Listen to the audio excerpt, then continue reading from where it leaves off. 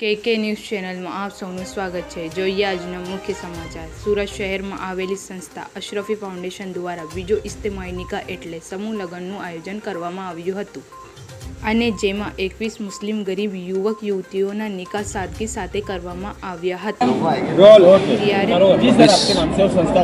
बिस्मिल्लाहिर्रहमानिर्रहीम।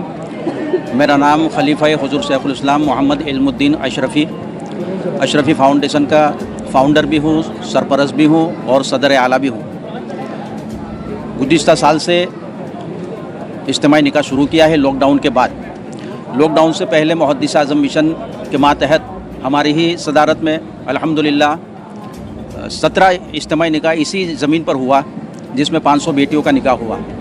और लॉकडाउन के बाद अशरफी फाउंडेशन के नाम से ये फिर संस्था शुरू हुई और गुज़िश्ता साल 12 बेटियों का इज्तिमाई निकाह किया था। इस साल अल्हम्दुलिल्लाह 21 बेटियों का इज्तिमाई निकाह होने जा रहा है।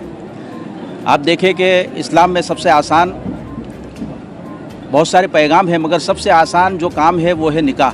जैसा कि हज़रत ने अभी बताया, इस्लाम में सबसे आसान काम जो है निकाह है, मगर रस्म व रिवाज ने इस आसान काम को बहुत मुश्किल बना दिया। इतने रस्म व रिवाज ने जकड़ लिया कि अगर एक बाप की अगर 6-7 बेटियां हो, 3-4 बेटियां हो, तो उसे शादी करते करते पूरी ज़िंदगी ख़त्म हो जाती है, उसकी कमर टेढ़ी हो जाती है और वो कर्ज़दार भी हो जाता है। सूदखोरी भी उसे अगल बगल में जकड़ लेती है। लिहाजा इज्तिमाई निकाह का सबसे बड़ा फ़ायदा ये है कि जो गरीब बाप है, ऐसे बहुत से बाप आते हैं जिनकी 6-6, 7-7 बेटियाँ होती है, जिनका निकाह इस उम्मीद पर वो लोग यहाँ आते हैं कि वो खर्च से भी बच जाए, फिजूल खर्ची से भी बच जाए और उनकी बेटी का आसान तरीके से सुन्नत रसूल के मुताबिक इस फाउंडेशन के मातहत इस मंच पर उनकी बेटी का निकाह हो जाए। और अब आइंदा साल इंशाअल्लाह माह रमज़ान के बाद फिर इज्तिमाई निकाह का प्रोग्राम होगा। मगर मैं आपके माध्यम से ये कहना चाहूँगा कि इस बार हमें वो बेटियाँ चाहिए जिसका कोई मददगार न हो और कोई उनका पुरसान हाल ना हो, यानी उन्हें कोई पूछने वाला ना हो। ऐसी बेटियां हमें चाहिए। तो आपके माध्यम से मैं ये अवामुन्नास को कहना चाहूँगा, हमदर्दान कौम व मिल्लत से ये गुजारिश करूँगा कि ऐसी बेटियों को आप तलाश करें जो यतीम हो, बेसहारा हो, जिनका कोई पुरसान हाल ना हो और जिनका कोई मददगार ना हो। ऐसी बेटियां हो तो हम इंशाअल्लाह बहुत जल्द उनके।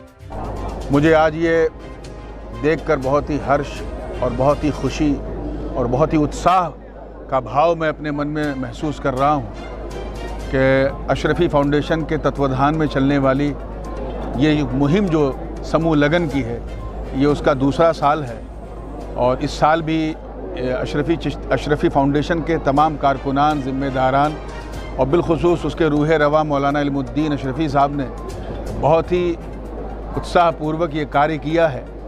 और ये काम असल में सिर्फ मुस्लिम समाज नहीं बल्कि हमारे देश में बसने वाले हर समाज की बहुत बड़ी ज़रूरत है। अगर हम इस ओर अपने विचार को रखें तो हम अपने बीच रहने वाली गरीब महिलाओं के घर को बसाने में एक बहुत बड़ा संगे मील का काम कर सकते हैं। इस प्रकार के कार्यक्रम के ज़रिए जहां एक मोहब्बत का माहौल डेवलप होता है, वहीं एक दूसरे के लिए सेवा का भाव भी पैदा होता है, जो हर तरह की नस्ल, भेदभाव, क्रीट और समाज की रीति रिवाजों से हट के सिर्फ हमारी ज़रूरतों की पूर्ति के लिए ये कार्य किया जाता है।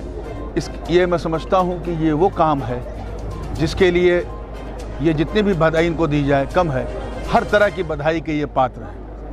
मैं इससे पहले जो कार्यक्रम हुआ था प्रथम बार उसमें भी हाजिर हुआ था, इस बार भी आया हूँ और ये उम्मीद रखता हूँ कि अशरफी फाउंडेशन के तत्वाधान में चलने वाला ये कार्यक्रम, ये समूह लगन, जिसके में हम तमाम समाज की दबी हुई, कुचली हुई हमारी बेटियां, हमारे भाई जो भी गरीब हैं, यतीम हैं, असीर हैं, उनके लिए जीवन को सुख के भाव के साथ जीने का एक अच्छा अवसर प्रदान होता है।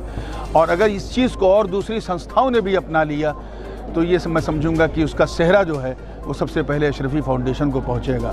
मैं तहे दिल से बधाई देता हूं, मुबारकबाद पेश करता हूं और दुआ करता हूं इस फाउंडेशन के तमाम कारकुनान, तमाम इंटेलेक्चुअल्स, तमाम वेल विशर्स और जो इसमें दामे दिरमे कदमे सुखने हिस्सा लेते हैं, सबको मैं बधाई और मुबारकबाद देता हूं और ये दुआ करता हूं कि अल्लाह पाक उनके इस कार्य खैर को कबूल फरमाए और उनके ज़रिए समाज में इस जो ये पहल है इसको और जो है गति मिलती रहे। हज़रत कहीं न कहीं